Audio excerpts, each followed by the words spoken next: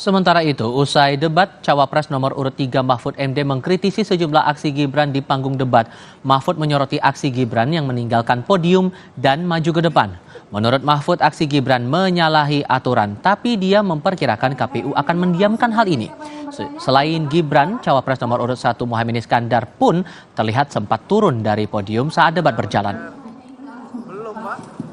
Pembangunan itu wajib ikut aturan, termasuk tidak boleh meninggalkan podium, itu kan aturan. Kalau saya mau, wah bisa sambil nari-nari di depan. Tapi oke lah, itu kalau KPU kan ya begitu-gitu, yang tidak bertindak juga, tidak apa-apa. Selesai sudah rangkaian Kompas Petang kali ini. Pastikan Anda mengikuti ragam berita seputar pemilu 2024 dalam program kami berikutnya. Hanya di Kompas TV, independen, terpercaya. Saya Tifal Solesa. Dan saya Dilu Puspa, terima kasih atas perhatian Anda. Sampai jumpa.